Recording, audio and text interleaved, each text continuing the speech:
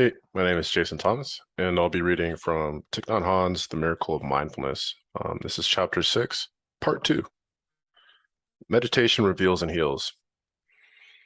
Sitting in mindfulness, both our bodies and minds can be at peace and totally relaxed, but this state of peace and relaxation differs fundamentally from lazy, semi-conscious state of mind that one gets while resting and dozing. Sitting in such lazy semi-consciousness, far from being mindfulness, is like sitting in a dark cave. In mindfulness, one is not only restful and happy, but alert and awake. Meditation is not evasion. It is a serene encounter with reality.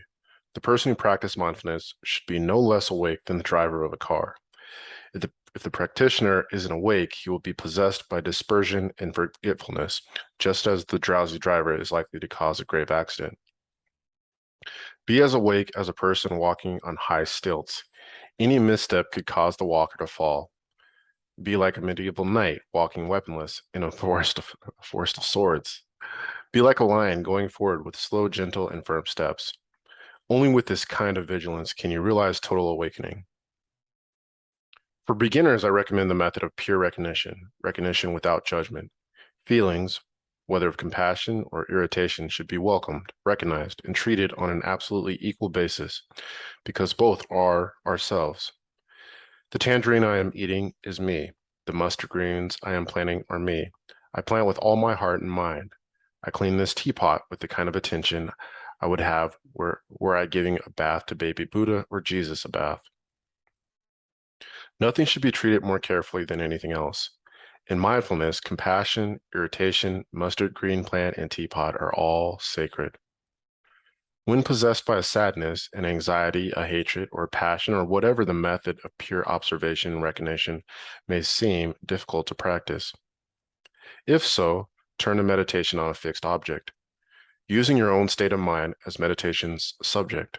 Such meditation reveals and heals. The sadness or anxiety, hatred, or passion under the gaze of concentration and meditation reveals its own nature, a revelation that leads naturally to healing and emancipation. The sadness, or whatever has caused the pain, can be used as a means of liberation from torment and suffering, like using a thorn to remove a thorn. We should treat our anxiety, our pain, our hatred, and passion gently, respectfully, not resisting it, but living with it, making peace with it, penetrating into its nature by meditation on interdependence. One quickly learns how to select subjects of meditation that fit the situation. Subjects of meditation like interdependence, compassion, self, emptiness, non-attachment, all these belong to the categories of meditation which have the power to reveal and heal. Meditation on these subjects, however, can only be successful if we have built up a certain power of concentration, a power achieved by practice of mindfulness in everyday life, in the observation and recognition of all that is going on. But the objects of meditation must be realities that have real roots in yourselves, not just subjects of philosophical speculation. Each should be like a kind of food that must be cooked for a long time over a hot fire. We put it in a pot, cover it, and light the fire. The pot is ourselves, and the heat used to cook is the power of concentration. The fuel comes from the continuous practice of mindfulness. Without enough heat, the food will never be cooked. But once cooked, the food reveals its true nature and helps lead us to liberation. The water clearer, the grass greener. The Buddha once said that the problem of life and death is itself the problem of mindfulness. Whether or not one is alive depends on whether one is mindful. In the Samyutta Nikaya Sutra, the Buddha tells a story which took place in a small village. A famous dancer had just come to the village, and the people were swarming the streets to catch a glimpse of her. At the same moment, a condemned criminal was obliged to cross the village carrying a bowl of oil filled to the very brim. He had to concentrate with all his might on keeping the bowl steady, for even one drop of oil were to spill from the bowl to the ground, the soldier directly behind him had orders to take out his sword and cut off the man's head. Okay. Having reached this point in the story, Buddha asked, "Now, do you think our prisoner was able to keep all his attention so focused on the bowl of oil that his mind did not stray to steal a glimpse of the famous dancer in town, or to look up at the throngs of villagers making such a commotion in the streets, any of whom could bump into him at any moment. Another time, the Buddha recounted a story which made me suddenly see the supreme importance of practicing mindfulness of one's own self. That is, to protect and care for oneself, not being preoccupied about the way others look at after themselves, a habit of mind which gives rise to resentment and anxiety.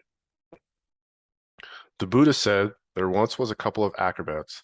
The teacher was a poor widower, and the student was a small girl named Meta. The two of them performed in the streets to earn enough to eat. They used a tall bamboo pole, which the teacher balanced on the top of his head while the little girl slowly climbed to the top. There she remained while the teacher continued to walk along the ground. Both of them had to devote all their attention to maintain perfect balance and to prevent any accident from occurring. One day, the teacher instructed the pupil, "Listen, Meta, I will watch you and you watch me so that we can help each other maintain concentration and balance and prevent an accident. Then we'll be sure to earn enough to eat."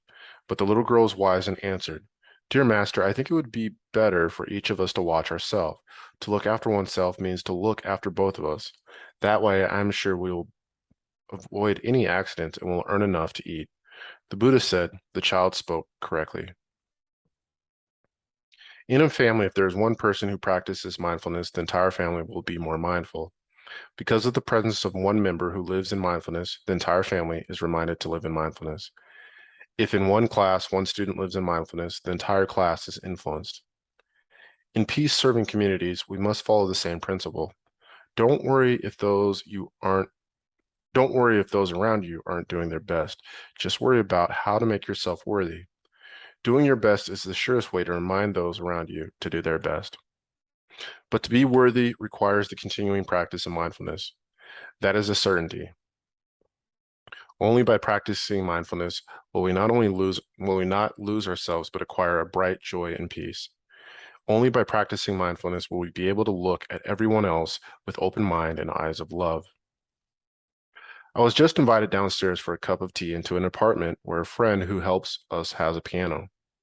As Kirsten, who is from Holland, poured tea for me, I looked at her pile of work and said, "Why don't you stop translating orphan applications for a minute and play the piano for me?"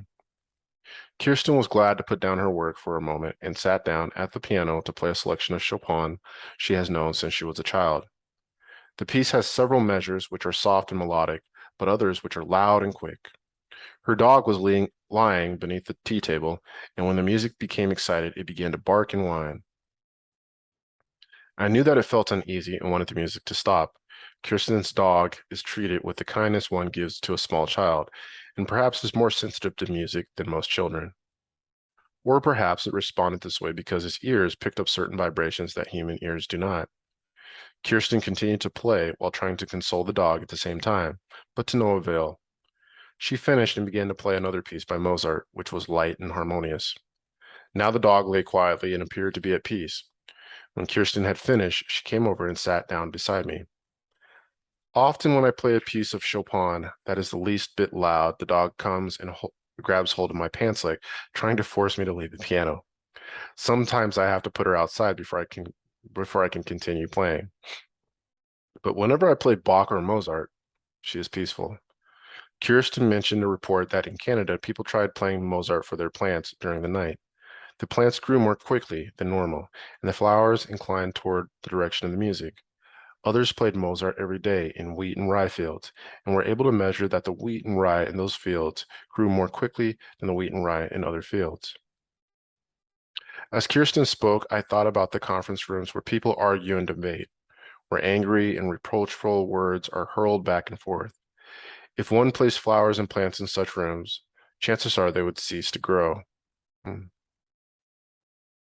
I thought about the gardens tended by a monk living in mindfulness. His flowers are always fresh and green, nourished by the peace and joy which flow from his mindfulness. One of the ancients said, "When a great master is born, the water in the rivers turn clearer and the plants grow greener."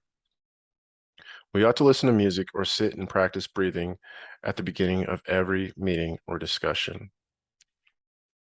I actually did that today. I had a challenging meeting that was at work that I had to lead, and took 30 minutes of right before that meeting to actually sit and meditate. Um, and I do feel like at least I was more calm. I'm not sure about the client. The client wasn't as calm, but I was more calm. That is chapter 6 of Thich Nhat Hanh's The Miracle of Mindfulness.